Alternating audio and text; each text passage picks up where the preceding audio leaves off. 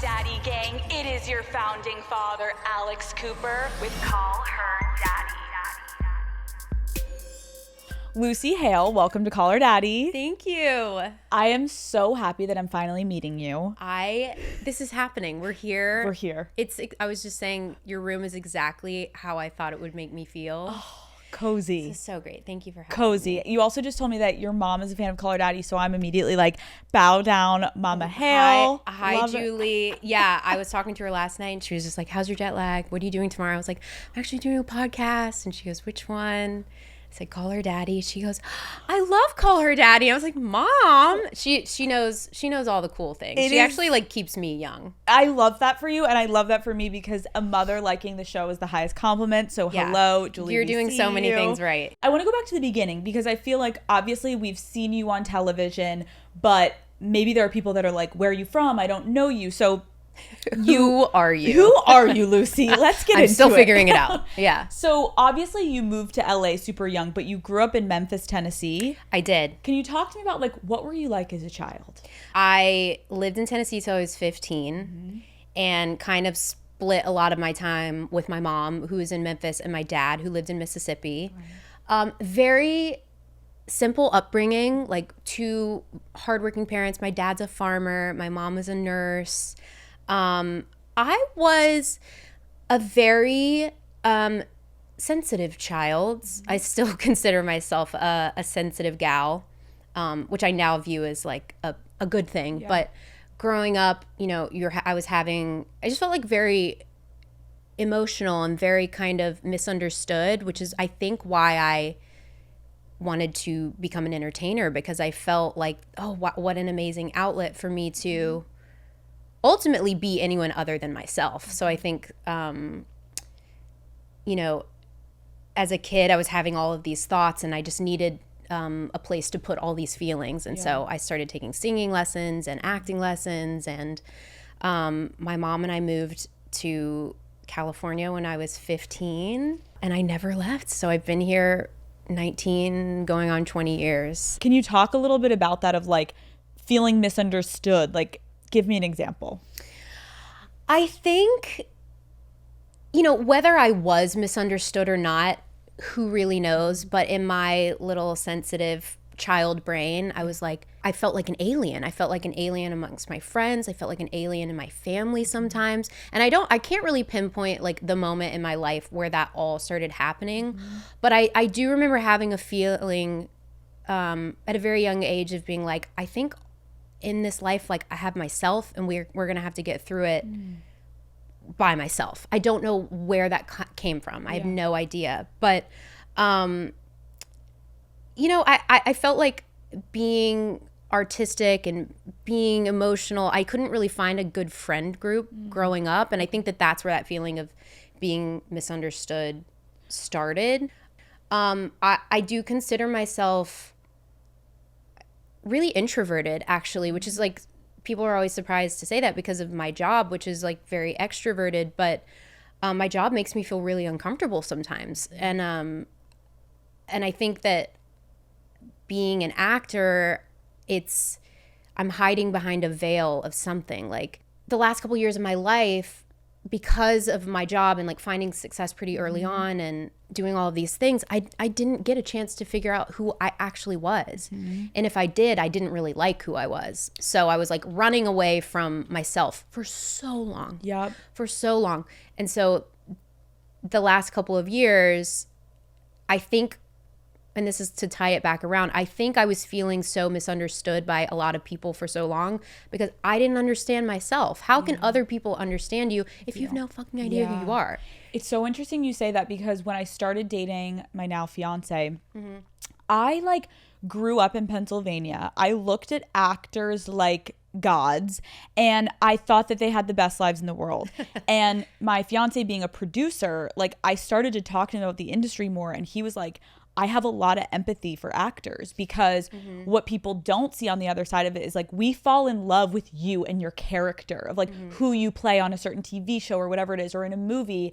But what you guys are dealing with is like you're handed a script that you're told to like get into character of this person and you can really lean in. But like there's a lack of like autonomy of like actually having control in a lot of these ways. So people are falling in love with something that like you tried to bring to life, but it's also not you. So it's like kind of a weird thing of like.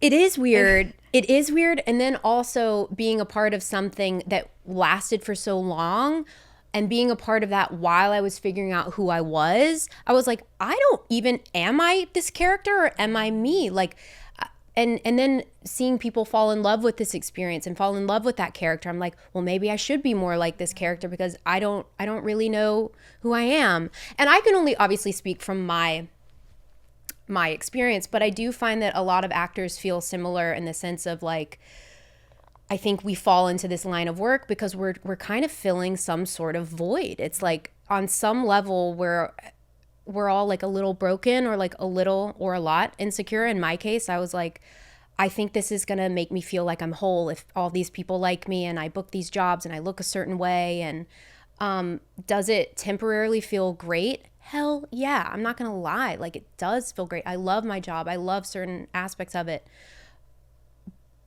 But that doesn't fix what's broken in you. And it makes it worse. I was going to say, it's almost like you can like hide even more behind it and also go down a trail of like, oh my God. I can imagine you're so young and you're like, is this my personality? Like, am I like this? Like, do I like this type of man? Like, I was even dressing like the character off camera. And of course I'm like, you know, I started that when I was 20 years old. Right. So. But still, like, I would be fucked up being like, first, I also want to know because obviously Memphis is so wildly different than Los Angeles. Yeah. And so before you move, at what age did your parents get divorced? I think I was 4, and I have very vivid memories of like the conversation. And somehow knowing at that age that it was a good thing. Why did you feel that way? Did you see them fight a lot? Yeah. Okay. Yeah. It wasn't very calm. I think there was a lot of chaos in the house. And as we get older, we start to realize, like, even when you were saying, like, I was introverted, like, I felt misunderstood. As I've gone through therapy, I'm like, so much of why we are the way we are, it's before even peer dynamics. It's like, what was happening in your house? Well, don't they say that you are who you are between the ages of 2 and 5? Yeah. Well, holy crap. Right, like, right. You know, like, that was when things really blew up. And I think at a very young age, that is when like my desire to please everyone started. Like I just wanted everyone to be happy. I wanted mom to be happy. I wanted my dad to be protected. I've always been like fiercely protective of my dad, and I think as a kid, everything is personal. You think everything's your fault. So you're like, okay, if I just act a certain way, then maybe mommy and daddy will be happy and life will be perfect. And I find that a lot of women feel similar to me in the people pleasing. I think it's holy moly. We could do a whole episode on that. I mean, and undoing it. I'm in like the process of undoing being a people pleaser because it's so hard for my brain to accept that I can be nice and set boundaries, because all of my 20s I was like, you know what? If I'm the nicest one, people will like me more. And it's like, well, that's just not. That's complete abandonment of self. So you're just like, I'll just take it and I'll just be quiet on that or whatever. But then you start to be like, okay, wait, why am I getting taken advantage of like all the time? Yeah. And it's difficult to like start to do something and go against something that like you have done your whole life the opposite way. Yeah, I think at a young age, I just realized I just wanted people to like me. I always felt like life would be fine if, you know, everyone was happy and people just accepted me.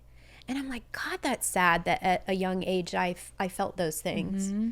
But even you saying like when you're in your house being like, if I'm the peacemaker, like maybe things will calm down. Like I think that's like, it can weave into then like your peer dynamics of like, you're just like, keep the peace, everybody like me. Like I just want to like be here, be quiet, like don't speak up. It's the quiet thing. But I do think it's really relatable, especially I think as women, of like wanting to be noticed and seen and heard, and then also feeling deeply insecure when you are being seen and heard, because we're basically taught to doubt ourselves. Like it's different with men. Like as girls, it's like be polite, sit down, be ladylike, be and it's like what am I doing it right? And I think it can create a lot of like division in your brain of like what you want versus like what your natural instinct is, which is like, and then what society has taught us like of how to be. So I am with you on that, girl. I vividly remember a moment in my life. I was upstairs. I was with my karaoke machine. I think I was like singing something from Pink. Love it. And I remember thinking, my life will be different. My life is going to be different. I don't belong here. Don't you think that's like a normal human instinct though, that like when you're in such a situation, like I felt that way with my Catholic school upbringing of like so Catholic, every Sunday we had to go to church, we had to do this. When you're in like a system that is like forcing you to like be a specific way, your brain can't help but be like, what if I just went that way? But you can't help but be like is this it? I'm just completely agree. I'm just laughing because I love Kelly Clarkson, and there's that song Breakaway. I was like, that was the moment. I'm like, we're getting out of here, baby. Like, and we did, is what's crazy. Right. And so this moment, I remember it was like I was sitting on this like crazy shaggy carpet we had upstairs, and I was like, no, we're going to do some things. And of course I didn't know what that meant. I just intuitively knew that I wanted something special and different for myself. Dude, I'm dying thinking of you up in your bedroom like, and break away. Little Lucy. Also, I thought I was going to be Kelly Clarkson 2.0. Oh, didn't we all? Back to Lucy. Anyway, back to Okay, so you say you moved to LA when you are 15. Okay. And what I read, your mom had to take out her retirement money to get you guys there. Did you feel like excited, guilty, pressure? I'm not gonna lie, I felt zero guilt. But only because I knew it was gonna work out.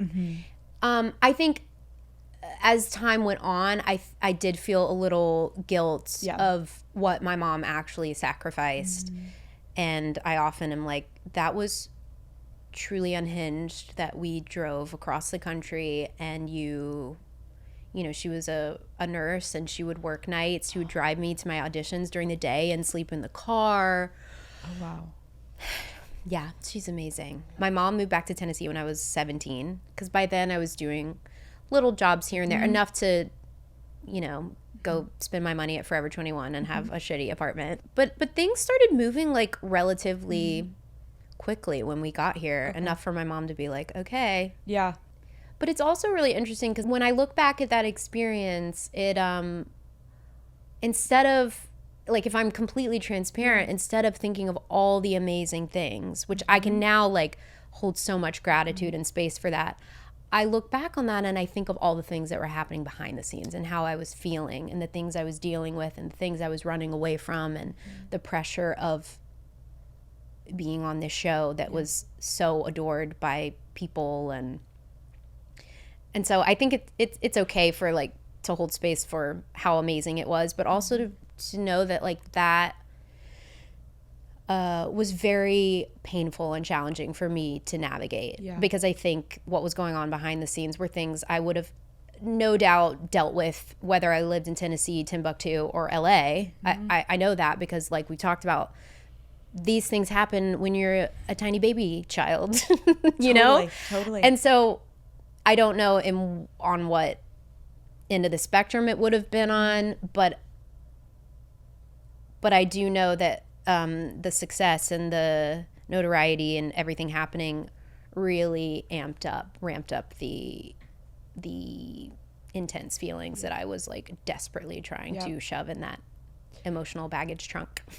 When I hear you saying that too, I feel like, which I think this is like the beauty of people, and I think it's gotten so much better in the past few years of like finally people starting to actually speak about things that they experience. Like I think about Rob Pattinson and Kristen Stewart for so long not wanting to talk about Twilight, and people like, because when you have these like beloved projects that we as viewers are just like, I love you, we love it, this is perfect, we are obsessed with you girls, we love you all, are you guys all best friends, do you guys all love each other, is everything perfect? There's this like idealization of it that I think as you guys as the characters in it probably feel this responsibility to like smile through and be like, we love it, because you're the image, like you are almost responsible for keeping all these like young girls' dreams alive of how much they loved the show, and you don't want to be like, I was struggling while I was doing this, but you're also a human being and that was your reality, and you're talking obviously about how there are things going on behind the scenes. Talk to me. Yes. So I will say that I didn't graduate high school. And so that's a little context of, I was emancipated at 17. It's taken me many years, many breakdowns, many experiences to realize what I was actually feeling in those moments. I think any young female, no matter where you are, what you do, you feel pressure. You want to look a certain way. You want to be a certain weight. You just want people to accept you and to like you. You want, maybe not everyone, maybe there are some healthier mindset liars. But you want attention from guys. You just want to be liked. Simply put, you want to be liked. And so before I had even booked, I struggled heavily with the eating disorder. Okay. And like looking back now, it's, I look at a picture and I don't think, oh, wow. Like, I'm like, oh, I can tell exactly based off of my weight or what was going on, what I was going through at the time. I was not healthy. And it, and it makes me sad almost because obviously no one else knew that I wasn't healthy, but to know that young women were watching this show and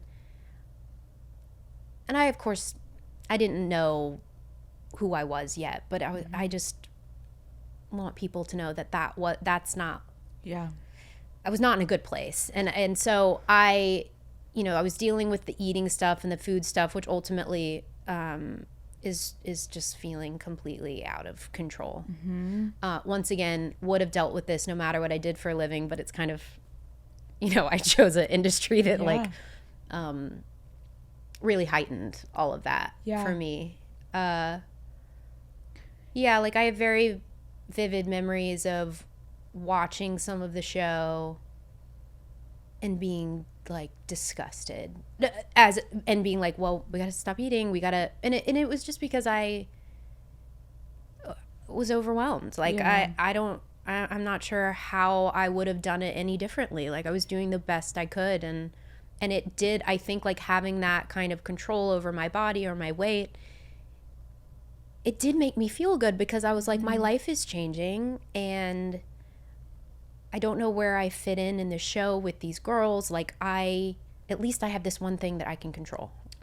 That's interesting. You're like, that's the one thing that you knew you were in full control of, even if it was unhealthy and hurting you. You were it gave me this false sense of security, and I held on to that for a really long time. Can you talk to me about that? Because I think that the dynamic of having these beautiful women on set, you yourself included, we all compare ourselves. Like I look back to myself in high school and like the jealousy of like the girl that I was like, oh my God, she's so beautiful, I want to look like her. And like it's just how we are conditioned as women of like, who's the prettiest in the group, who's the skinniest, who's the this.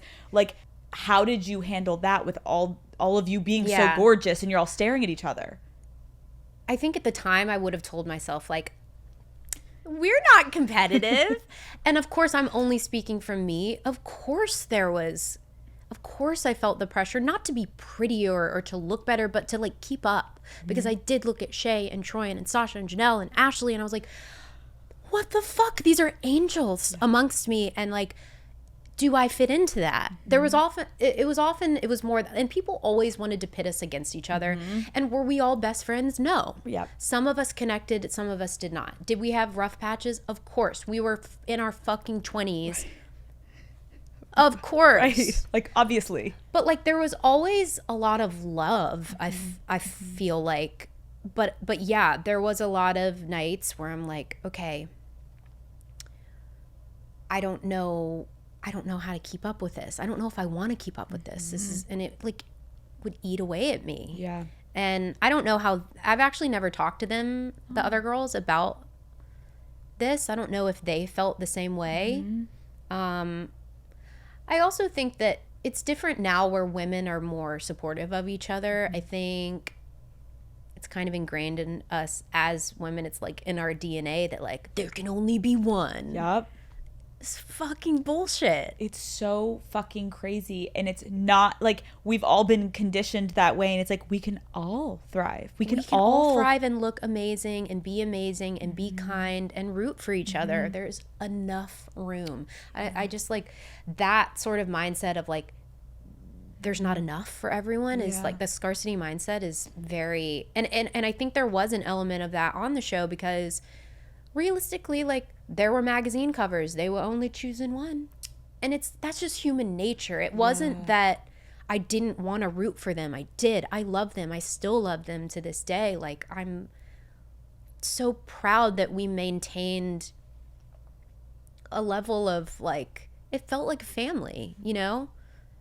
And you don't always vibe with certain family members, but like your family, right? Yeah. But God, and I see all these like new shows with young women, and I'm like, oh, I know what it probably feels like. Right, you were there. Yeah, when you, but it's also that's high school too. You know, well, no, that's what that was my high school. It's so crazy. I get frustrated when I'm not saying people have to be fighting, but like you can tell it's like there's no fucking way on every cast that everyone gets along. Like, sure, we can glamorize, like, but we love our show. It's our favorite show. It's like, babe, if you put 5, 6, 7 girls in a fucking room, like, not everyone's going to get along. Yeah, and I think some of the gals really did connect and bond in a big way. And I've always found it tricky to connect with people because I like to connect. This is why we're vibing because we're talking about like the things I love to talk about. And I just always, not only on that show, I've found it trickier to find the people that I want to connect with. And so I would kind of just sit in my little corner and like live in my own world and tell myself, you know, that I was misunderstood. But in reality, it's just certain people connect and certain people don't connect. But I did feel kind of a pressure because I remember sometimes reading online that the fans of the show would notice that I wasn't in pictures with certain people. And I think that's where these rumors started of like, they don't like Lucy and it really wasn't that. It was just like, I was marching to the beat of my own drum and I knew the perception of it and I maybe knew how it was coming across, but I also knew that I wasn't going to force something to happen. Well, it's very similar to what you described as your childhood. Like exactly, you're sitting there feeling misunderstood. You're very in your own head. You're alone. You're emotional, but you're like kind of a loner. You're like, I had maybe like not as many friends, and I was kind of like introverted. That doesn't just fucking change because you get on a cool set with a bunch of cool chicks and you're like, oh my God, we're all famous now. Like you're still the same Lucy in Tennessee. So it's like that. I appreciate you saying that because I do think a lot of times people are like, why can't I be a certain way? And especially when you're in a room with women maybe that are more outgoing or more cliquey and connecting. That's just fucking life. I think that was it. Yeah, I think I've had to accept that. I just so desperately when I was younger, I wanted to it wasn't even that I wanted to look differently. I wanted to have a different personality. I was like, damn it, why am I not more fun? I always felt like boring and I felt like I didn't have a lot to say. I definitely, because I didn't graduate high school, was like, oh, well, I'm not smart. People aren't going to listen to me. I had built like all of these narratives in my head where I was like, this is the truth. I'm going to stand by it. Which I'm sure we'll talk about, which is why your girl wanted to drink, right? Because I could be fun. I could be sexy. I could be hysterical. I could be a bitch. I could be whatever I wanted to be, and my brain shut off. But like undoing all of these narratives that I believed and stood by for so long has been the biggest challenge of my life. Harder than giving up drinking, harder than my career. It's like actually rewiring my brain into believing like, no, I am smart. I do have shit that's important that I want to say.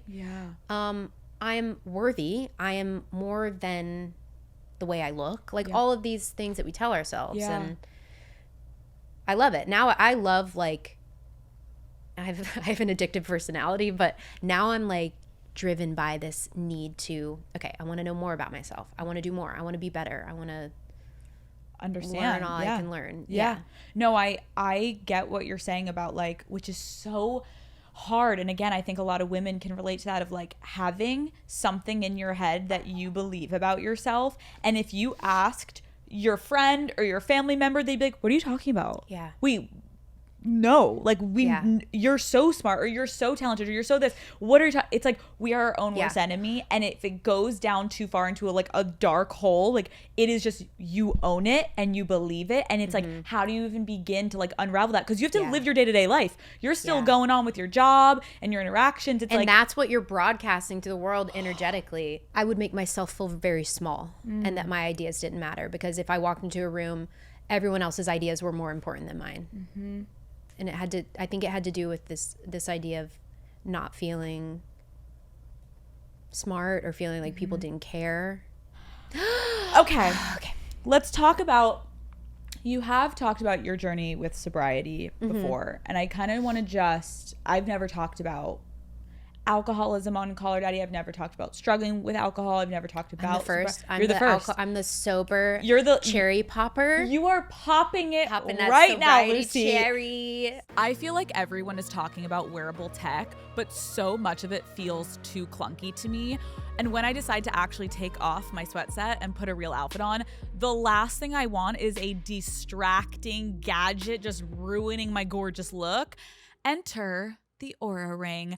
The new Oura Ring 4 ceramic is a stylish expression of Oura's smart ring technology. It's sleek jewelry that also tracks over 40 biometrics like sleep, recovery, and stress. Crafted from high-performance ceramic, it's comfortable for 24/7 wear and lasts up to 8 days on a single charge. With no screens and no vibrations, the Oura Ring 4 ceramic is seamless whether I'm at a Pilates class or I'm at a dinner meeting. It comes with 4 colors: Petal, a soft pink; Midnight, a deep blue; Tide, a fresh seafoam; and Cloud, a versatile off-white.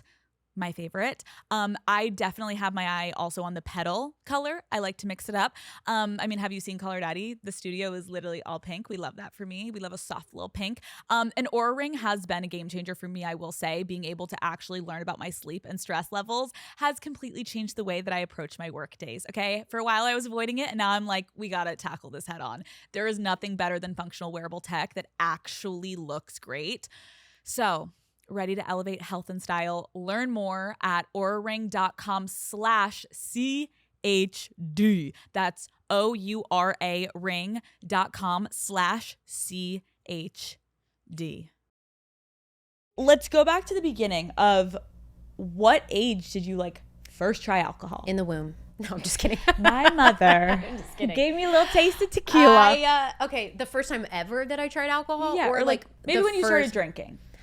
I mean, I will say the first time I ever had alcohol, I think it's important to talk about, because I was probably 12, 13, and I was in Florida on a vacation. I was wearing a crop top, halter top thing. For some reason, I remember the shirt I was wearing. And we drank green apple pucker, which is a chaser. Anyway, I remember my very first experience with alcohol was exactly how it was when it ended. I blacked out at 12. Blacked out at 12 years old. Yeah. I don't remember what happened. I got very sick. I threw up. And I remember being so distraught when I realized what had happened. And I was like, oh my God, my mom is going to be so disappointed in me. I feel so scared. Right. And that's at 12. So I didn't start regular. Of course, I drank here and there from 12 to 18. But I remember shame every experience after drinking, because my drinking was never normal. Right. I never drank normally.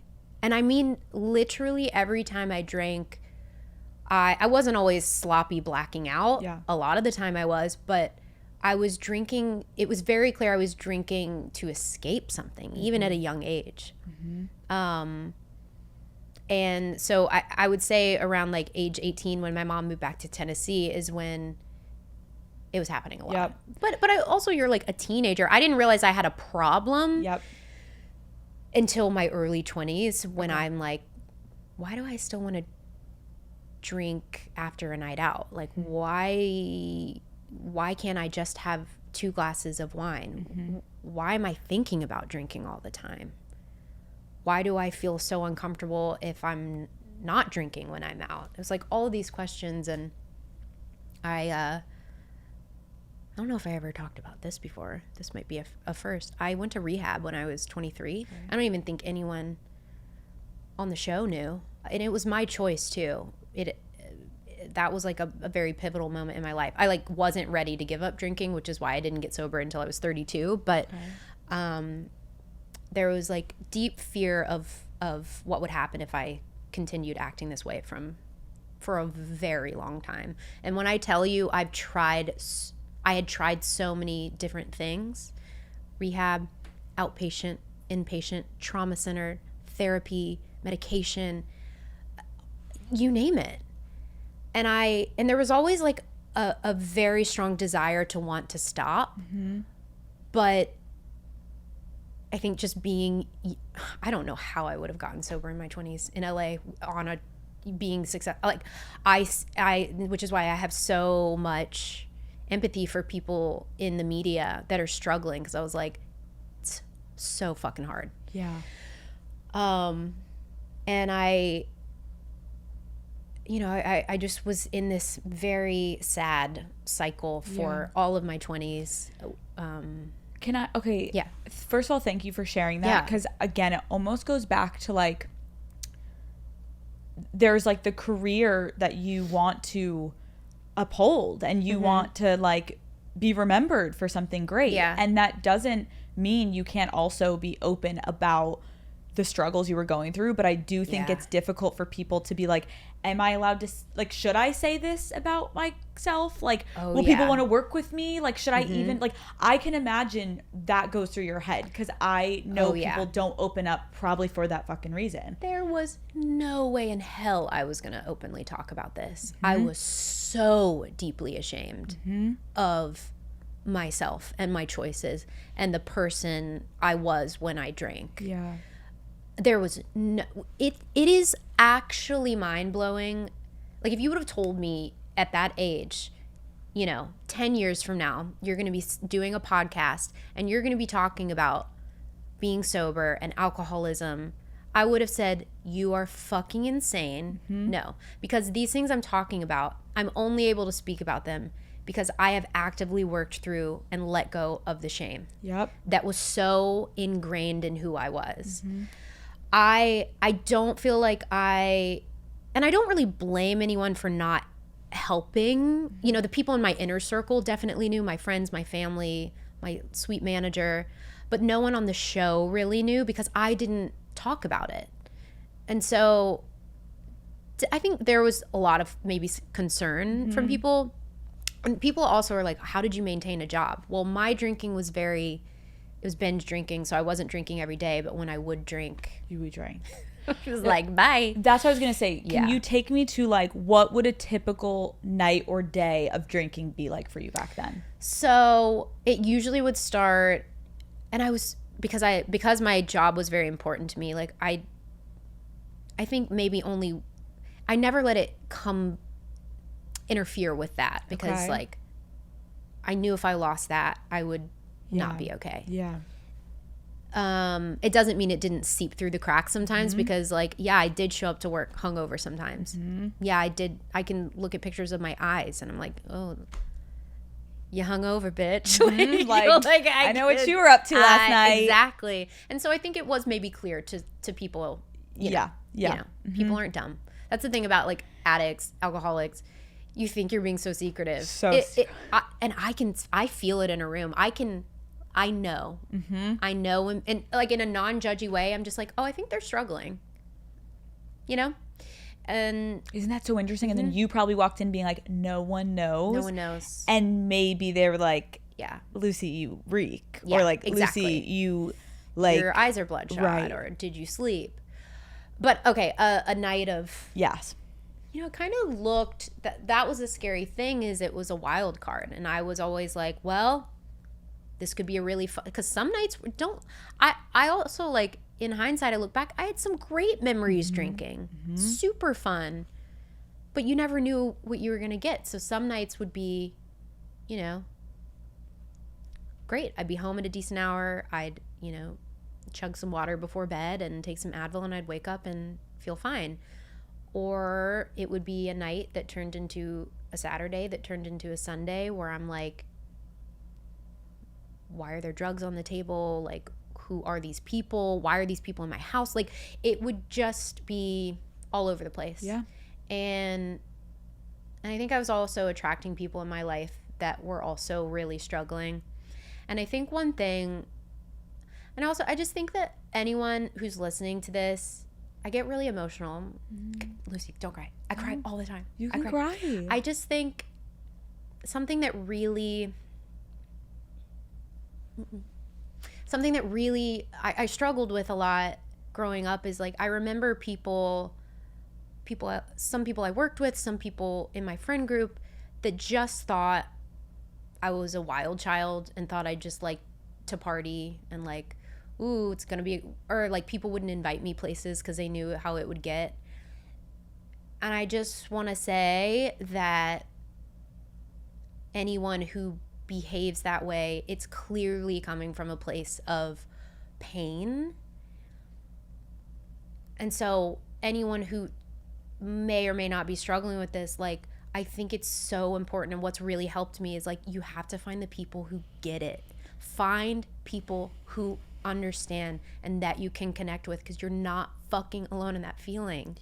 And like, I think I felt that for so much of my life. I was like, it was the misunderstood thing, right? And then it was like actually being reflected back to me, because I was being misunderstood, because I was like, I don't just like to chug tequila, or I did, but like, but I'm also like in pain. I'm in pain. And I also remember vividly, I will not name names, but I remember vividly hearing someone who was in kind of my inner circle at the time saying, God, sober people are so boring. And I was like, you know what? Sober people, at the time I was like, sober people are boring. Am I boring? And I also want to say to anyone who might be struggling, I remember Miley Cyrus said one time, she's like, there, you can say a lot of things about me. It was like, because I think she was talking about sobriety. She was like, but I am not boring. I find some of the most interesting, complex, beautiful human beings that I know struggle in this way. And that is your gift. Don't let anyone ever tell you, like, your mistakes don't define you. Like, your sensitivity, because I find that a lot of sensitive people turn to alcohol, turn to drugs, because you're trying to numb down your gifts.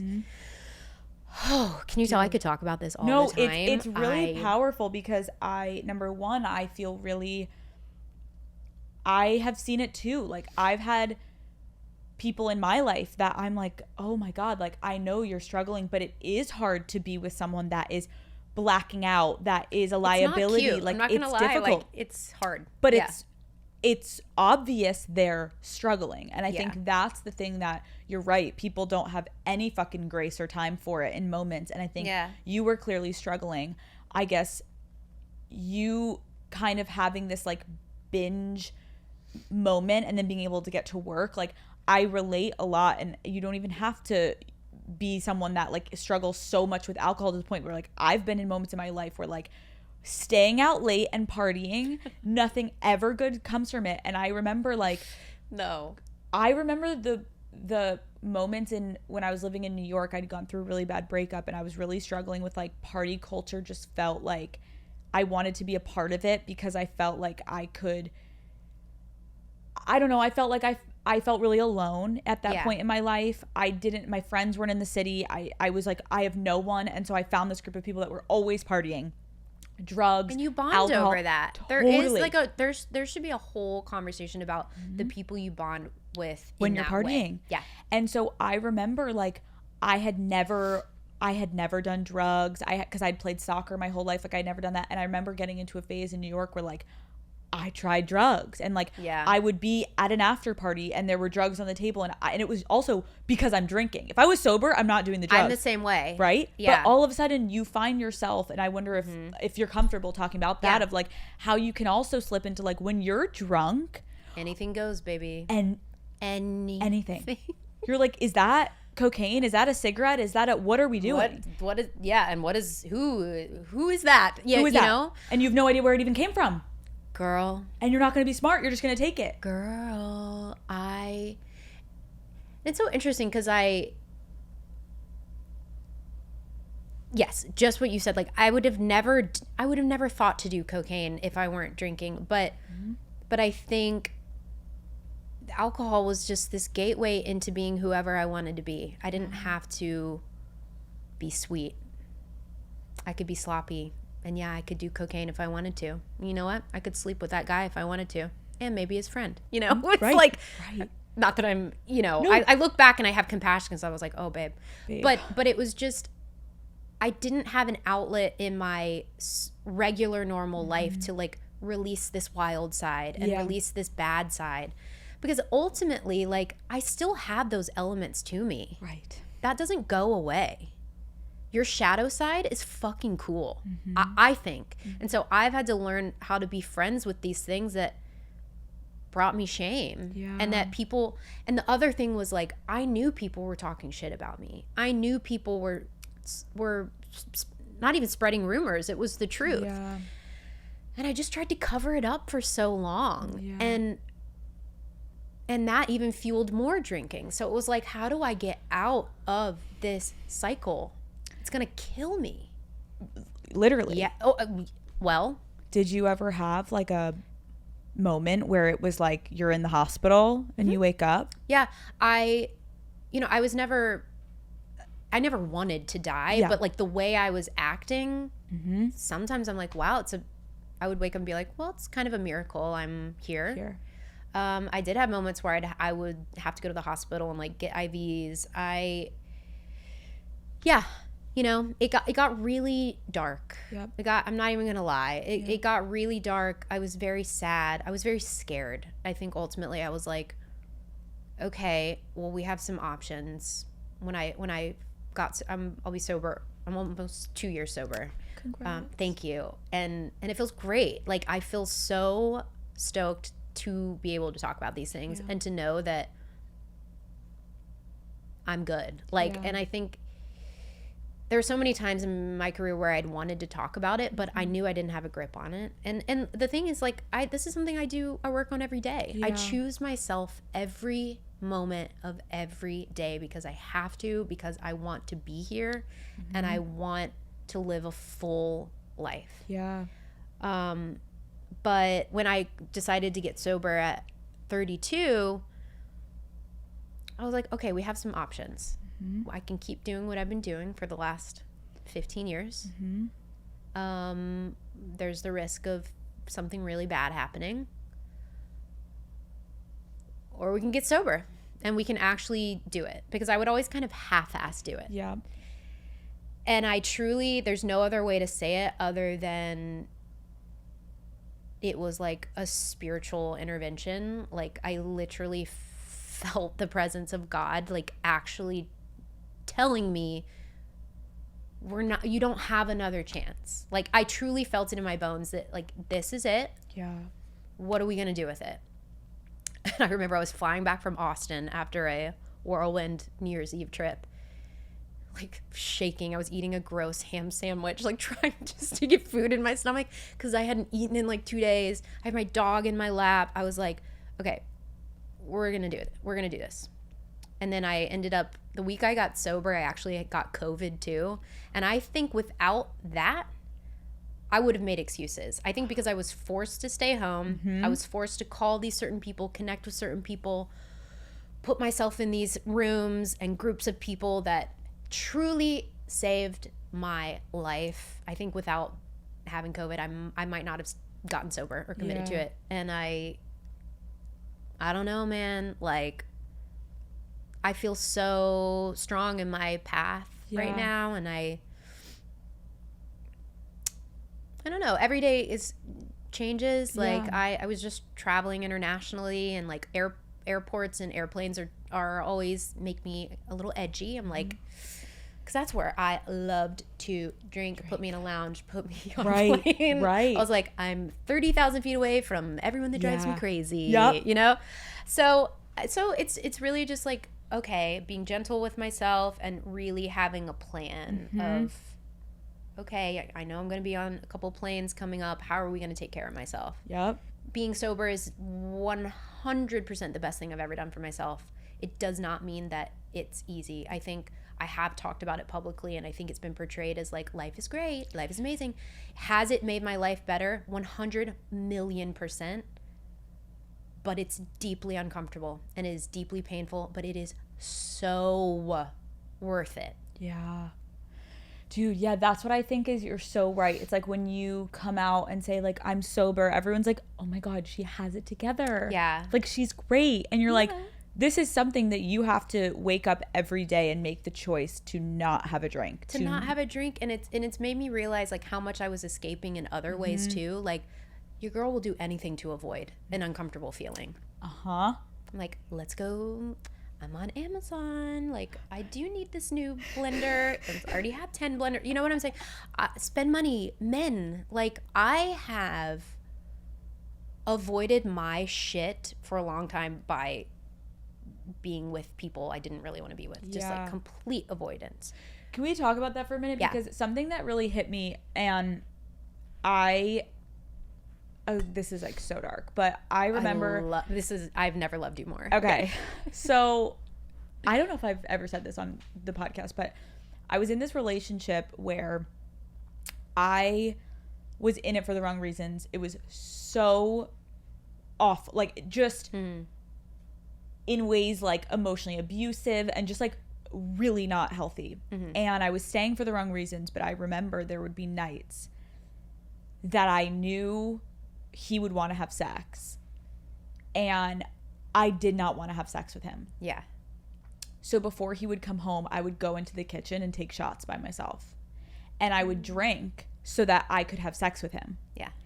And what's so crazy in that moment is like, I knew, like, what the fuck am I doing? Like, why am I hiding, quickly drinking, then going and brushing my teeth so he doesn't know, so that I'm fucked up, so that I can have sex with this person? Like, so fucking sad. But I'm thinking about you, and I'm like, can you talk to me a little bit about like this sexual aspect of being drunk or being on drugs while you're drunk, and like being in this situation, which is like pretty unsafe? Like, what sexual situations did you get yourself into that like you'd wake up and be like, huh? Oh my God.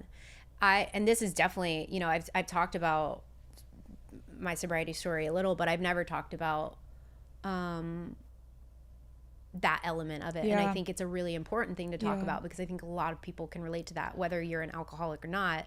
Totally. And also like being sober and dating and being sexual was like a whole new thing I had to learn, because most of my relationships and the people I had slept with, like, I was always fucked up. I felt so deeply uncomfortable in my body and in my skin, and whether you struggle or not, when you drink, you automatically feel a little bit sexier. You're like, I look amazing. You're like, I'm ready. At least I would have like a 10-minute window where I was like, we've got it together, and then the dark thoughts would roll in. But I mean, there's definitely been, I think that's where some of my shame still lies, is in the people I've allowed myself to be with. And I know for certain I've potentially, I don't even know if I want to say that. I actually know. Maybe I've been taken advantage of. Not to say that these people, no, I'm not making excuses for people. I was going to say, I've been taken advantage of. Yes, I was the person drinking, but there are certain things I don't quite remember. But then it's also, so I've slept with people I regret sleeping with. Of course, yeah. You know? Yeah. But I also think, like, in the relationships I was in, I really relate to what you're saying about, like, needing to drink to be physical. And for me, it wasn't like I wasn't attracted to these men. I was, but I was so uncomfortable with myself or their perception of me that it was easier to be in a different state of mind when being physical. Totally. I've always considered myself a sexual person, and I always had shame about that until recently. I think that I think it's so strange to me that we're given the gift of sex. Like, it's a beautiful what? Like, Totally. what do you mean? It's Amazing. like Yeah. the most amazing thing in the world. Yeah.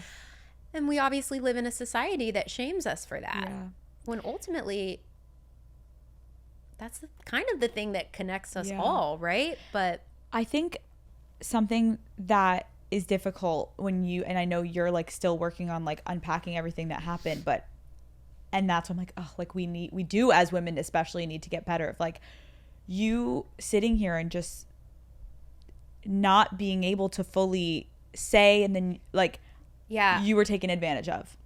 yeah. It's so interesting how my brain will try to make excuses for things, and is it right or wrong? I don't know, but it happened, and I think basically what I'm trying to say is like I don't think these people are bad people.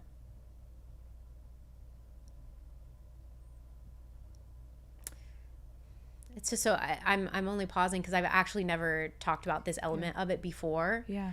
And not even really with my therapist. This is just like a new this is like a new. Yeah. Remember I was talking about the trunk and like the emotional. I think, wow, we'll be doing a lot of journaling tonight, Alex. Fuck, Lucy. No, it's good. It's good. I think I appreciate you talking about it. As women and as men, like there is so much shame attached to the type of people we've been with. Were we fucked up? Like, what actually did happen? Was it my fault? Should I have actually, God, we just live in a world where we're just like all traumatizing people. Dude, what I appreciate about you is like there's a level of like survival you have to get to where you're like, you have to move on. You have to look back at a point of your life and be like, whoa, I'm so happy I'm like not doing those certain things to myself anymore. But then there's also a moment where you have to be like, our body remembers things. Have you read that book, The Body Keeps Yes. the Score? I haven't read it, but It's fucking crazy. I'm sure there are moments, I have had them in my 20s where I woke up, and this is so sad. I remember waking up and being like, did I have sex last night? And actually physically like trying to like feel in my vagina like, did I have sex? I know. I can't even tell you. I can't even tell you how many times I've been like, huh. And then I'd make excuses. I'd be like, well, I've kind of always wanted to sleep with him, so I guess it's okay. Or just like making excuses, but also like for so much of my life, I found I would fill this like empty well within myself with validation from men. So I was like, well, if I sleep with them, like I get this validation and then I'm okay, and then I feel worthy for a week, and then I need to do it again, and I don't know. It was just a habit I picked up very, very early on of like, if I got the attention from men, I was okay to show up in the world. Yep. Even I think something that's really relatable, and I bet a lot of people are going to connect with also, is like, you talked about how when you would drink, you would have this, you would become the person you thought you wanted to be. You're outgoing, you're loud, I can be sassy, I can fuck, like I can be hot, like you can do all these things. And I know people in my life that are like, I'm introverted and I'm a little anxious or I'm shy, and having a couple drinks like I think brings me out of my shell and I'm able, but it's like then there's that line where it's like you shouldn't need anything to like that is a substance like that to make you feel like you can be yourself, because we're not ourselves when we're drinking, right? But then sexually also, all of us are gonna feel way more free having sex if we're fucked up on something. Yeah. But it's like you don't actually know, and you don't feel in tune with your fucking body. I'm even willing to say that sex drunk is not enjoyable at all. Sex with strangers is not enjoyable. Point blank. Yeah. It's just the truth. Yeah.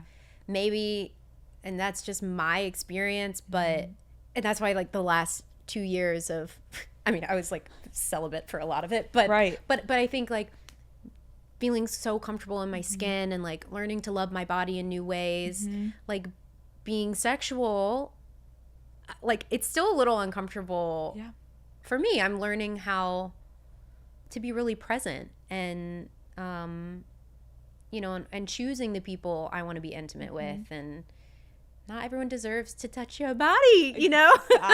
Facts. And, like, you can't make that decision as easily when you are fucked up. No, I'm like, everyone can touch your Right. body.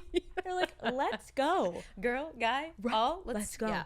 I just appreciate you going there with me and us unpacking the themes of not just being like, oh, that's interesting. Next, like, well, I mean, that's a testament to you. You're we're so getting good there. at what you do, and you really create with all of your guests. Thank like, you. you know the right questions to ask, but you do it all with like a very because it's like, it's your very life. Like, when warm. people are like, so talk to me about your fucking drinking problem. You're like, okay. So here you're a Like, slut. people, right, literally. Like, who'd you fuck, whore? You're like, oh my God. People have said shit to me about like the craziest shit. I'm like, that's rude. Thank you. Yeah. Okay. No, this is great. Okay, relationships. Your relationships. Yeah. I had many relationships. I don't think I've not had a relationship really since I've been sober. I've dated, but throughout all of the, you know, teenager to now, like, my last long-term committed relationship was like 6 years ago. Okay. And it ended, I mean, we were not compatible with each other at all, but it ended because of my behavior and like a lack of him not really understanding and not knowing how to be there for me. Him and I are now friends, and it's nice to, God, it's the best feeling to like reconnect with people in a different place in your life. And I'm finding that's happening a lot to me lately. Like, people I've had embarrassing or shameful experiences with, like, I've run into them on the street. There was someone I ran into in Vancouver on the street, and it was something happened, and I didn't really remember what had happened. It was a night, and I had always wanted to apologize. And I randomly ran into him in Vancouver, and not only did I get to apologize, he was like, Lucy, nothing happened. So I had like so in my life, I've like built these things up in my head. I say all of that because it's just interesting. The universe is like, we're going to give you an opportunity to hold yourself accountable and apologize. And it's like the best thing to be clear-eyed and feeling good and to get to reconnect with people. When you were in these type of relationships, did a lot of your partners also drink heavily, or were you hiding it? So my very first boyfriend ever that I had for 3.5 years when I was a teenager, I remember him telling me I had a drinking problem. Okay. My boyfriend after that, and he wasn't really a drinker. My next boyfriend after that, he also was like, this is worrisome. And I'm like, I'm breaking up with you. Bye. Me problems. You're the problem. You're the problem. Bye, babe. Cut to, you were right. You were right. Fuck. My boyfriend after that, God, it was the most passionate relationship of my life and the most toxic. He was a drug addict. He was an alcoholic. I learned habits from him. We were a perfect storm. But there was also a lot of love there. That was also a deeply scary time in my life. I was like, oh. Can you share some of those habits? Day drinking a bottle of wine before bed every night. He, at that point, I had never done a drug. And that was like when I was like, oh, I kind of like how that feels. Yeah, it was a lot of just self-neglect. And it was like the day drinking thing. That was when I was like, oh, you can drink the day after? I never really thought about that. But also, you know, those types of relationships are the most exciting, like the most passionate, like, whoa. Like, this person, I think, I'm like, if I were ever to be in a room with him now, it's still one of those people where I would be so, I'm equal parts terrified of him and deeply attracted to him. So crazy. I had one of those where it was like, he was definitely into drugs, and there's like a thrill element of like the instability, like this person does not have their shit together, and it's like every day is fucking different, and it's this like exciting rush, and it's also what you don't realize is it's like uncomfortable fear that like you are thinking is like attraction, but you're also like, you're my body telling me like I shouldn't be doing this. Yeah. And it's fucking exactly crazy. that. Like my nervous system the whole time I was with him was like, I did not regulate my nervous system for a full year, but I also loved that because I told you I loved chaos. Hi, Daddy Gang. I want to take a moment to talk to you about something that is a little bit more serious today. I have partnered with YSL Beauty on their Abuse is Not Love. They are on a mission to educate and empower anyone who might be facing abuse in their relationship. And I think it is so important that women everywhere have access to this information. So let's talk about IPV. IPV stands for Intimate Partner Violence, which is one of the most common forms of violence against women. This form of abuse can affect anyone, regardless of gender, culture, age, or socioeconomic background. But women ages 16 to 24 are at the highest risk. Statistically, 1 in 3 women will experience IPV in their lifetime. It's extremely likely that someone you know has experienced IPV. So I'm extremely grateful today that I have the opportunity to go over warning signs that women can look out for. The first thing I want to mention is that abuse is not always physical. IPV includes physical, sexual, emotional, and financial abuse, as well as controlling behaviors. Abuse does not always look like a physical injury. It's something that can slowly creep into your relationship, making you feel trapped. IPV can be extremely confusing and difficult to navigate. So let's walk through the 9 key warning signs to look out for that could indicate you may be in a partnership that is not healthy. The first I want to discuss is ignoring. If your partner is angry with you, do they shut down? Do they give you the silent treatment? If you're upset and want to talk it out, are they there for you? Or are they consistently leaving you feeling ignored? Silence as a form of punishment is not okay. You deserve healthy communication from your partner. Number 2 is blackmailing. This is when your partner pressures you or guilt trips you into doing things you're not comfortable with. It can be as overt as do this or I'll leak these photos of you, or as subtle as them just saying, if you really loved me, you would do this. There should never be a threat held over your head in your relationship. The third is humiliation. If you're constantly being insulted, belittled, or shamed by this person, it is not okay. Little digs like, you're being stupid, or comments like you've really let yourself go lately are said to make you feel insecure. Number 4 is manipulation. This is when you're pressured into doing or saying things you don't want to do. For example, maybe you try to set a boundary and they push you into crossing it. Number 5 is jealousy.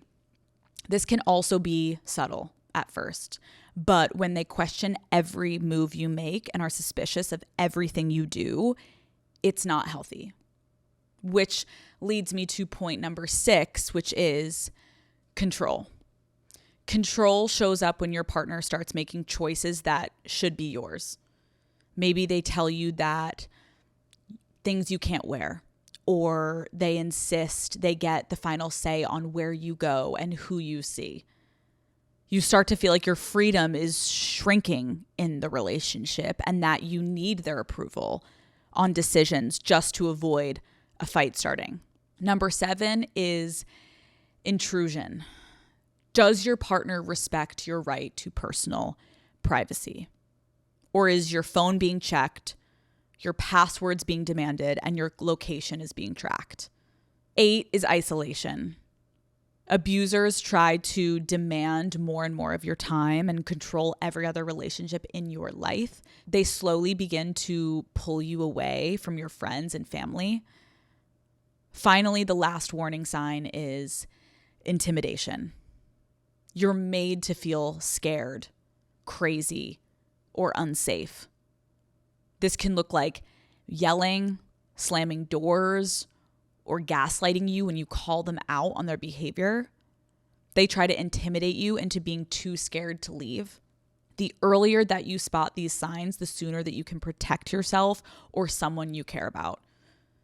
Abuse can take so many forms. It's not just screaming fights or physical attacks. It can start in ways that feel almost normal until one day you look back and realize that wasn't okay.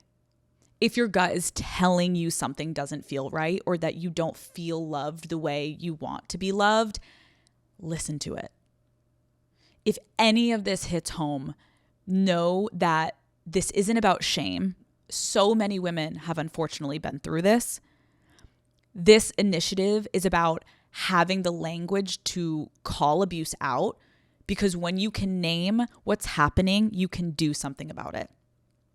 So, Daddy Gang, I urge you to take a step back and see if what we just talked about feels relatable to your own life or someone else's. And if it does, don't ignore it. Talk to a friend or check in on the person you're worried about. Even just starting the conversation can make someone feel less alone. For more resources, go to www.thehotline.org. The National Domestic Violence Hotline operates 24 hours a day and provides tools through call, text, and live chat. Abuse thrives in silence, but the more we see it, name it, and talk about it, the less power it has. You deserve a relationship that feels safe, supportive, and respectful. I love you. You don't have to answer this, but I'm just thinking, again, because we're kind of tying things, like when you look at your life, I think sometimes in a positive way, you can be like, oh, that helps it make more sense. But like a lot of how we are is because of our family. Like, does anyone in your family struggle with alcohol also? Okay. Yeah. I mean, I think it's just helpful to say, because sometimes people feel really fucking alone, and it's like, girl, you're not alone. This isn't, also, I don't know if it helps to be like, it's not your fault. This is like a genetic thing that like, yeah, that's life. But it's also interesting to me that, you know, my sister doesn't struggle with alcohol, but we grew up in the same home. Obviously, our lives are very different, but it's just interesting how people latch on to something. And I think if I would have found cocaine at 16, that would have been my thing. But alcohol What's your thing? That was my bestie for a long time. When you said that you went to rehab, when you got back, talk to me about like reintegrating after rehab, and then like, when did you have another drink? I'm only laughing because so before I went into rehab, I was talking to this guy that I was obsessed with. I stayed in rehab. I got out. The day I got home, he flew in to see me. I picked him up, and he asked me to stop at a liquor store for him. No. And I remember him getting a bottle of Jack Daniels. And mind you, I still didn't drink for like 3 months after that. So I was like, what? Talk about not integrating. Right. Talk about I just had this like spiritual amazing experience, and this guy who that in itself was my life for so long, putting everyone else on a pedestal for so long. I'm like, why am I taking this guy, kissing him, and he tastes like Jack Daniels? But I'm just laughing because that was my first memory of getting out of rehab. Solid. Yeah. Damn. Yeah, crazy. And then when did you relapse? 3 months after? Yeah, it was always typically that. It was like 3 months after. I went to Vegas for a of course I relapsed in Vegas for a award show, because what would happen was I'd be sober for a long time and think, you know what, I think I have a really good grip on my alcoholism now, and I think if I just have rosé, I think I'm going to be fine. And you know what? I'm going to have a rosé and a water. And then maybe I'll have like a little Adderall just to like bring me back down. And like the one thing about like alcoholics that I love is like the rules that we, you know, only beer, only wine, only on weekends, only every other week. But yeah, I'd get stuck in the cycle of I'd be sober for a month or two, and then I'd relapse, then a week, then I'd relapse. And I was like a chronic relapser. Yeah. Yeah. When you talked about that, like New Year's moment when you got on the plane, was there something that happened that was like rock bottom? I mean, in hindsight, like a lot of things that happened in my life would have been labeled as worse, but I think I was at a point in my life for this New Year's trip where I knew my drinking career was coming to an end. Mm-hmm. And I think subconsciously I knew that this New Year's was going to be the last hurrah. And it certainly was. But I think it was so scary to start drinking one night, to wake up like a day and a half later and have so much blank memory and be like, and I remember asking my friend, I was like, what are we doing tonight for New Year's Eve? And he was like, it's the 1st. And I was like, what do you mean? I was like, what do you mean? What do you mean? There's a whole day of my life I don't remember.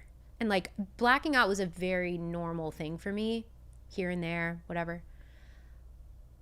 But I still, like, I have a physical reaction to hearing him say it was the 1st. And I was just like, this can't be my life. This can't be my life. I refuse to let this be my life anymore. And I was so sad. And like, it was just more like, and nothing really, I don't even know if I left the hotel room. Like, nothing technically bad happened, but it was just that feeling of, how did I get here? Mm-hmm. I have everything I could ever want, and I'm going to blow it all. And it's a miracle that I didn't. Yeah. I think I did. I fucked up friendships. I fucked up relationships. I hurt my family. I did lose out on career opportunities, but like, I talk about guardian angels. Like, talk about knowing I'm supposed to be here. Yeah. And so, whatever happened in Austin, like, something resonated. It was this feeling of like, maybe let's try it a different way. Mm-hmm. And I did. And I'm so proud. Yeah. I'm so proud that I did that. Yeah. And I often don't sit back and relish in the like, whoa, babe, like, you did it. You did it.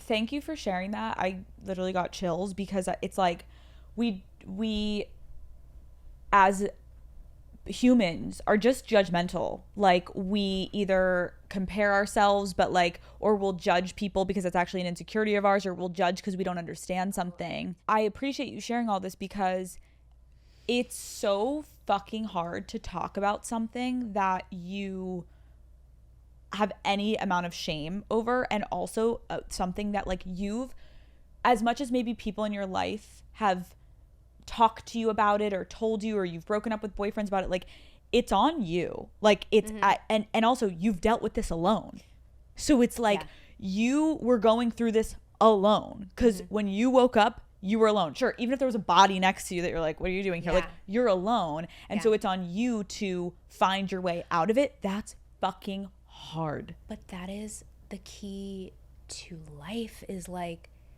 the second you start taking accountability of, I'll just say it from my point of view. The second I was like, okay, why am I in this weird fucking hotel room a day and a half later? Why am I sad? Why am I angry? I have to take accountability of my life. Yep. No one else is going to save me. And I can't keep blaming other people for my own shit. Yep. It doesn't mean people can't help me, but ultimately all you have is yourself. Like, you have to fight and advocate for yourself. I just love that we're talking about that. It's like, even if people are listening, and it's like, it's not alcohol. It's just like your life, whether you're unhappy, wherever the fuck you are, if you're unhappy about something, like, it really is. It sounds so fucking simple, but it's hard not to look around and try to blame others or mm-hmm. blame your circumstances. It's like, there is something so powerful about you sitting on that plane ride and just being like, yeah, it's got to end. It's got to change. Yeah. And I think that's fucking amazing that you're sitting here today, and you clearly now are like, again, like we said, it's not easy, It's never going to be easy. No, but life is not easy, and it's not supposed to be easy. That is what we signed up for as human beings. Yeah. Being a human is hard. It's hard to navigate. Yeah. We all numb out in some way. We all try to escape. But there's something beautiful about not. What if we didn't? What if we didn't? What if we were just uncomfortable? We'll get through it. Can you talk to me about, obviously, like, recovery is not linear, like, it's an ongoing process. In these past 2 years, trying, essentially, like, you're finding a new version of yourself, because for so long, like, you were going off of, like, certain habits and routines and a lifestyle, and now it's all different. Can you talk to me about, like, how it's been, things that you've struggled with, things that you're, like, loving about yourself? Yeah, I mean, certainly not linear, and there is no right or wrong way to heal. You know, there's so much advice out there. There's so much on the internet of, like, how to heal, and I think that's great, and I think that's when the internet is really beautiful. But I think ultimately, like, the only person that's gonna know what feels good in your body and your mind is yourself. So for me, it's like I've kind of had to, like, block out a lot of the noise and really get quiet with myself and, like, really figure out what actually makes me feel good. Because I had to have a moment where I was like, does my career make me feel good? Luckily it does. Luckily, because God, that would have been a shit show. It's like, I'm sober and I'm Changing careers. Who knows? What would I have done? Fuck. What would I have done? But I, you know, just, like, getting crystal clear on, like, the friendship. For me, it's like, when you heal, you expect other people to heal with you, but, like, you're on a different path, you're on a different journey, and so certain things don't fit your life anymore. And so obviously, like, the places I was going and day to day, that shifted a little. But people don't prepare you that, like, some friendships won't be the same. That's the hardest thing, is, like, we talk about romantic breakups all the time, but, like, friendship breakups are hard. And so I've had to deal with that a little bit. And family dynamics have shifted. Boundaries. Girl. Boundaries. You know, I was talking about being at peace and how that felt uncomfortable. That's really what a lot of what my life has looked like. It's like, okay, am I bored, or is this just really nice? And, like, being okay in stillness and not needing to fill my days with stuff just to avoid. Because what I found when I was newly sober was, okay, I'm going to work out 3 times a day. I'm going to, you know, read a book. I'm going to whatever. I was like, well, why am I filling my days with all of these things? What if I just didn't? Right. What if I just didn't? And so it's like, I'm in this interesting place now where my relationship to my body and to food and to exercise is like the next thing for me to work on. I think just, like, being really gentle with all of that. I think that, not to, like, go back all into this, but I think the eating disorder fueled the alcoholism, and they kind of fueled each other. And so, like, now that I'm sober, it's like, okay, now let's, like, really unpack this. Call Her Daddy is brought to you by Airbnb. Daddy Gang. As you guys know, Matt is typically the more romantic one in our relationship. He did, you know, the amazing proposal that you guys saw. He basically planned our entire wedding. Love you, babe. And he really makes sure that we prioritize our date nights. And while I love initiative, I decided that it was time for me to step up and pull a little surprise on Matt. So I ended up planning a trip that I booked at this gorgeous ranch house. This house was the perfect place for us to unplug and reconnect with each other. We spent a ton of time in nature. I know, what a concept. We went for a few hikes with Bruce and Henry. I know, what a concept. And I got to live kind of like my Hannah Montana dreams by riding a horse. I really loved being able, though, to explore new places and feeling like I actually lived there. We went to the farmer's market, took whiskey shots at the local bar, and we found cute restaurants for date nights. Booking a stay on Airbnb was perfect for this trip because we were able to actually have a lot of privacy. And we even found a house that had a jacuzzi, which, you know, was my favorite part for late nights. I definitely crushed it with the surprise, I will say. You're welcome, Matt. And I cannot wait to plan more. So watch out, Matt. I'm coming for your title being the most romantic one. But wait, like still clearly do cute things for me. But, you know, I'm going to participate now too. Your next great trip starts with a great place to stay. Whether it's a cabin in the woods or a modern loft downtown, Airbnb has a space for your travel story. Call Her Daddy is brought to you by White Claw. Let me set the scene, okay? Picture this. There is a slight crisp in the air. The perfect playlist is on. All of your best friends are dancing together under a giant tent, and the game is about to start. That is right. You heard it here. It is officially tailgating season. And you know what really takes a good tailgate to become a great tailgate? It is if you show up with a cooler of White Claw Hard Seltzer Surge. Yeah, this tailgate season, we're going all out and we're grabbing life by the claw, obviously. I am talking head to toe, team colors, a grill full of hot dogs, a variety pack of White Claw Hard Seltzer Surge, ready to go. Boom. Heaven, okay? Each can is 8% alcohol by volume, and they come in so many delicious flavors. Daddy Gang, I lived on White Claw Surge's last football season. I got to throw a big tailgate for an Eagles game, and is now a core memory of mine. I had a blackberry Surge in hand, and I was dancing on an elevated surface for hours on end. A cooler of White Claws is now a must-have for me at all future events. If you want to have a tailgate that's fun, high energy, and maybe a little chaotic, White Claw Surge has you covered. This tailgate season, we're going all out and grabbing life by the claw. Pick up a pack from your favorite local spot and grab life by the claw with your favorite flavor this tailgate season. Please drink responsibly. Hard seltzer with flavors. White Claw Seltzer Works, Chicago, Illinois. You know, my life is very simple. They're like, okay. I'm just a simple girl. I'm a simple gal from Tennessee. But, you know, no, but what I mean by that is I find joy in simple moments. I want to simplify my life. I'm trying to simplify my life. My circle is small. I spend a lot of time with my dogs. I am on this will be for when I come back for part 2 of the podcast. We'll talk about spirituality, because I do want to say that the spirituality element is what keeps me going. And it's brought a lot of clarity to my life of like, oh, but why am I really here?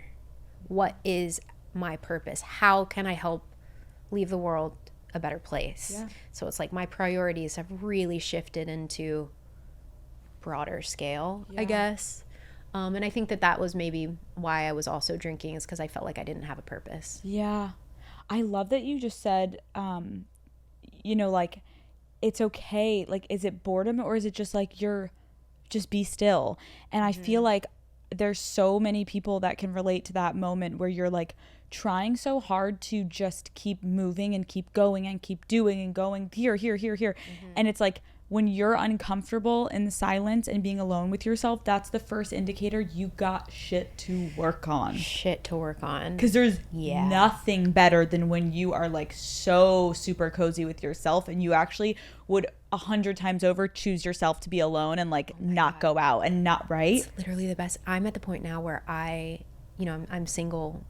I don't know when this is airing, but as of now, I'm single, and I have to. Are you gonna get a boyfriend in the next 2 weeks, Lucy? I don't know. Should we have a dating show? Fuck, I was gonna say. And but my point in saying all that was like, I love my alone time. I love my life. I love my schedule, but I also do. You know, I do want a partner and I want a family, and I do have to put myself outside of my comfort zone, because it does feel so cozy and safe in this like little world I built for myself. Yeah. But he ain't gonna come knocking on my front door. Maybe he will. I was about to say, I love how you're like, when is this coming out? I'm like, do you have someone in mind? I'm like, is he? I do have someone in mind, but we're not dating. Okay. You've gone on dates. We're supposed to. We'll see. And now that I've said it out loud, it's happening. Well, I don't know. We'll see. So you've texted. A little. Okay, and you're going to potentially go. But this is me putting expectations on something. No, this is what I do all the time. I'm like, okay, how is he going to be as a dad?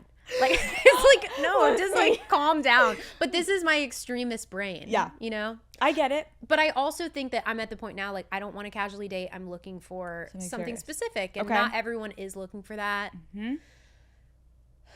I don't know. We're just trying to manifest that into my life. Do you have any like dating rules for yourself that you're like, this has to be? Like, is there anything on the list that you're like, this is like. Don't be a raging alcoholic. Lucy. You're like, don't be. But also, I do love an edge. No. I don't have any like don'ts, but I think it's more just like this place I'm at in my life, where I'm at, the woman I've become. It's not for everyone, and I know that, but it is for some people, and so it's more just like being completely in alignment with someone emotionally, mentally, physically, spiritually. It's tricky. It's very tricky to navigate, and I'm not willing to alter anything. I will compromise. This is a very different thing, but I think we're not settling anymore. Yeah. We're not settling. No. I made a song out of it. We're not settling. And break Go away, because we're not going to settle. Okay, we don't need an album. What I love about what you just said, though, is like how great you're now at a place in your life where you are so clear on the things that you need for yourself. And so if someone comes in, you're going to be able to be like, check. Oh, I can compromise on that. I know immediately. Yeah. Usually. But before you probably, and as we all go through that, where you're like, you almost become the partner that walks in the door. You become the guy that's the drug addict. You're like, oh, I guess I'll just like, when we all go through that, where we're so much more like, we are so much more susceptible to just becoming that relationship sponge, than being independent of like, this is what I bring. Can you meet me here? Also, and people talk about this all the time, a lot of people are filling a void with the person they choose or the relationship they're in, because it's a lot of people settling, or a lot of people trying to figure out their shit within a relationship. And that's not saying you can't. You can grow as a couple. Yeah. But I think I'm so grateful that I now feel more whole and can enter into a partnership now, because now I know how to treat people, because I know how to treat myself. I can show up for someone. I can respect someone. I'm ready to love, you know? And I wasn't always that way. Right. So do you have a type?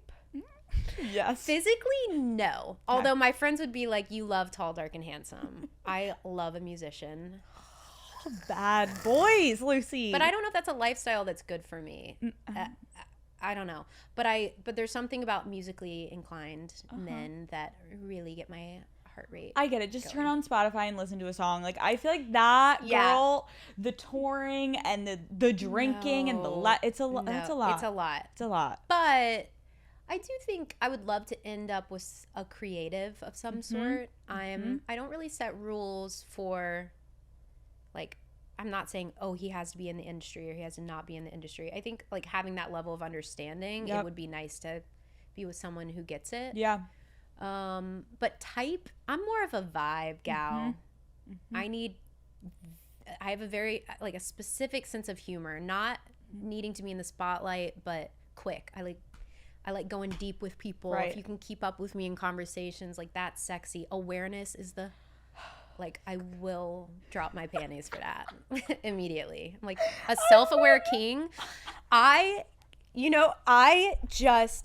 been dating for the first time in my life, and a lot of it is like, these people are not asking me questions. Why am I the only one asking questions? Right. I was talking to someone about this the other day, and they were like, the dates I've gone on, I'm getting to the point where I'm like, I'm just gonna stop. I've been asking you questions the whole time, not in like a weird interrogative way, but like, I'm asking you questions, being respectful. Are you curious about me? Do you even remember my last name? Yeah. Like, where are we at? I think it's a universal thing. And men, I love you. I do, but I think it's not great. I'm always taken aback when someone asks me a question, and not only that, a good question. I agree. That to me, I'm like, oh, to feel seen and heard. Have you had any bad dates recently? I've never had any nightmare dates ever, but I definitely had one recently where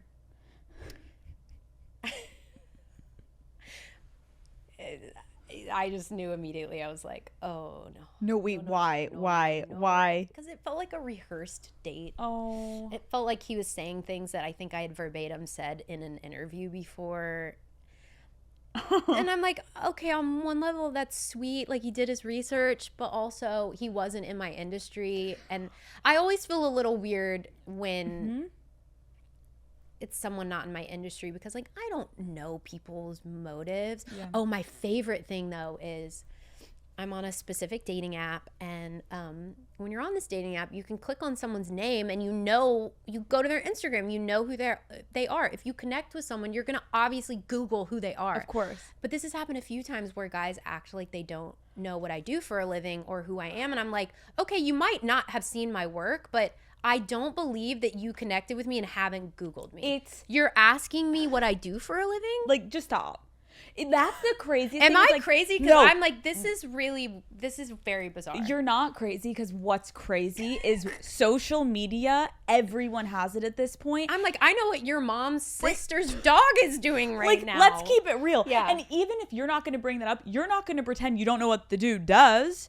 Like, it's so silly. But I think it's like a way of them being like, I don't care what you do. I'm a normal guy who wants you for all the right reasons. I'm like, yeah, but that is showing me that you want me for all the wrong reasons if you're being a phony. Right. Like, imagine how much harder it is for the guy to be like, oh, I respect your career. I respect your career. This is so cool. Like, obviously, I don't know if I've watched everything you're in. Like, what was your favorite project? Like, yes. That was like when I went on a guy in New York City, I went on a date, and he was like, what do you do for a living? And I was like, this is when, well, you're engaged now. No, but this was like right before I got engaged. You had success. Yes. And I was like, oh, like, I have a podcast. And like, you're like the number one most successful podcast. No, literally. And at the time, he followed Dave Portnoy, he followed Barstool, like, I'm like, you know. Thumbs down, dude. And I'm like, oh, I have a podcast. He's like, oh, like, what do you talk about? And I'm like, meanwhile, you go look at his search history. He's listened to every episode.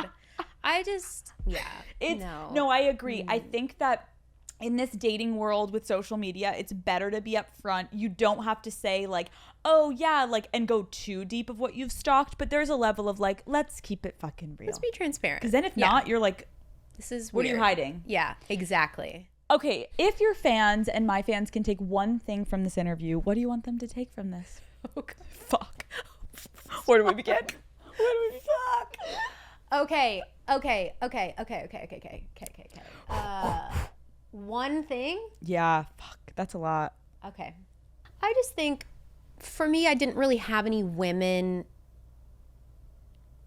at least that I had found, that were going through similar experiences. And I know that a lot of the things we talked about today were heavy hitters and make a lot of people uncomfortable. Like, a lot of people will not and do not want to talk to me about my sobriety or sexual encounters or trauma or whatever. But I guess, like, the one thing is, I just, if anyone's listening, like, just know that there's nothing to be afraid of. There's nothing to be ashamed of. And you're not alone. I think, like, you and I have both mentioned many times during this interview that we've felt alone or misunderstood.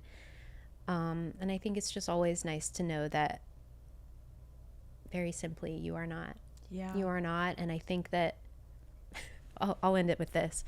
I watch very niche documentaries and I read very weird books, and just like, I'll find something. Like, the other day I was looking up crop circles, but the other day I was Googling fingerprints. I was like, how fucking amazing is it that there are no two fingerprints ever in the history of ever that are like, if that doesn't tell you everything right there, there is only one you. There is only ever supposed to be one of you. And that is so fucking cool to me. Look at your finger, like, yeah. It's and so that to me just like wraps up what I'm trying to say, is that